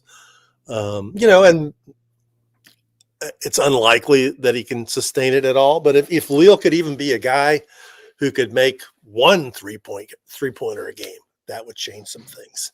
And it's easy to say that now because he had his best game of his career last night, but you wonder why he didn't get more of a chance earlier because in the games that he's played, he never had a huge positive impact like that, but he doesn't do negative things. He's good at passing the ball. He's good at recognizing things and what the other team's doing. He's decent enough on defense. And considering the struggles they've had getting threes, I think going forward, he should get more of an opportunity. It's interesting that, the last couple games, Banks hasn't hardly played at all, right? And Gunn hasn't played hardly at all. So I don't know what's going on there last night. I think Gunn played 5 minutes last night, and I think Banks is in the doghouse. That's not playing good basketball. Anytime I saw him play this year, and Todd was really we did during the post game shows, but like, boy, that was a stupid play. This was a stupid play. He seems like he's regressed, and if he is not in the transfer portal after this season, I'm going to be shocked. But I thought he'd be a contributor this year. I really did. I thought he'd be a 6 to 9 point per game player who'd get some rebounds. I thought he could do some good things. And I mean, Gunn's got plenty of opportunities, but he's just not ever consistently put it together. Yeah, Trey Galloway, while is a contributor for Indiana, they need for him to be a sixth man. He had 5 turnovers last night, 0 for 3 from behind the arc. And I think that each team easily figures him out defensively every game quickly, and he's not a factor much. And I think if he came off the bench, he would just be better. He'd be able to contribute a little bit easier, but that's because they don't have anybody to put in that position. I agree. I think I'd be a really good sixth man because he could come in and change the energy of the game. He plays the game differently than the way a lot of other guys do. And, you know, when you come in off the bench, sometimes you're going against the other team's second best player at that position instead of their best player. And I think he'd be a very effective sixth man. He could play a little bit of point guard. He could play 2 guard. He could play small forward. He's versatile enough to do that and to defend that. So I think that would be wise, but they don't have the personnel for that to be the case right now. And until we know the status of Xavier Johnson, they're probably not going to have it the rest of the year. Man, some good games on tap tonight. Northwestern is at Purdue. Correct. Florida is at Kentucky. Alabama is at Georgia. Baylor is at UCF, which is a dangerous team, especially at home. Providence at UConn. Auburn hosting Vanderbilt. And how about New Mexico? Yeah, Richard Pitino put it on Steve Alford last Sunday, beat him by 35. You forgot the number 1 game on Ken Palm, which is Rick Pitino comes to Cincinnati. A bunch of his former Louisville players are going over for the game, and he plays Xavier. And then on Saturday, he gets number 1 UConn in Madison Square Garden. It'll be sold out, and it's on Fox Sports. It'll probably be Gus Johnson. This is Rick Pitino's week to shine. I'm telling you, it's happening. But Richard Pitino getting a little cachet back out there in New Mexico. 18-3 on the year.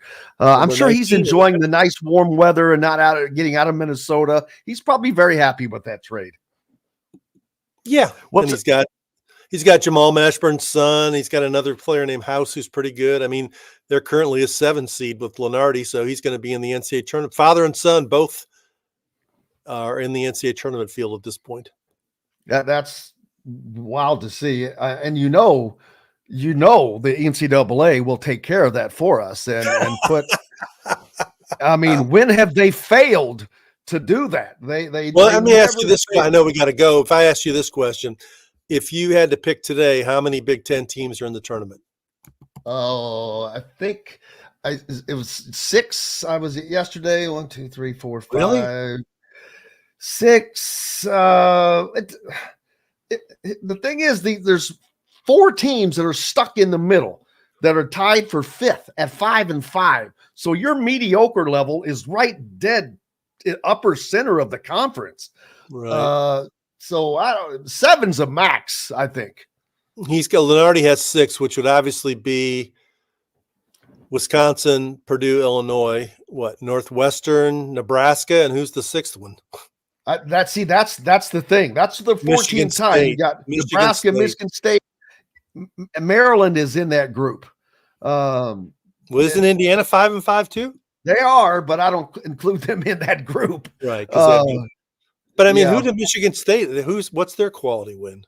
They're 13-8, and they're 11-2 at home. They're 1-4 on the road. It may just be their metrics. Yeah, they beat Baylor. That's their big win. They beat Baylor. There you go. They have a quad 1 win. So there is that. What's up next for you, sir? I'll be at the U of L Florida State game Saturday night. That'll be my main focus the rest of the week. Might go to the U of L women's game. They're having a good season. When does Indiana play again without Sidney Parrish? Okay. They play they're at Maryland in College Park. That'll So be a tough tough. place. That's going to be. What's a tough the word? Sidney Parrish going to be out like 3 or 4 weeks? Is that the Yeah, I have it. That's just the rumors that I'm hearing. boot but, and crutches isn't a good sign. Well, then of course Indiana's got to see when they will get Malik Renew back. If it was, I saw him walking on crutches last night. Probably wasn't supposed to, but he didn't have ice on anything, and there was no braces on anything. I think that was just an assist for him to walk back there. So I don't know. I don't know. Xavier's the one that would probably be the one to be curious about, because he was really, like I said, I got on Peaks this morning, Yeah. and somebody posted that the word was nothing was broken, and they were optimistic he'd be able to be back. 1 minute. We'll certainly find out. Rick Bozich from WDRB.com. Make sure you're giving him a follow. He is the leader, the captain. Captain, there we go. All right, brother. Thank you, sir, and have a great rest of your week. See you All soon. right, you too, Jim. Thanks for having me. Thank you very much. Rick Bozich on here at Indiana Sports Beat Radio. Man, what a fun day, and I cannot believe how fast these shows are going nowadays. It's crazy. JP, we did not get to hear the sound, which we will get to tomorrow for you, of Mike Woodson. We'll see. It's another loaded day with Shannon Griffith, Tyler Smith, and Chris Denary.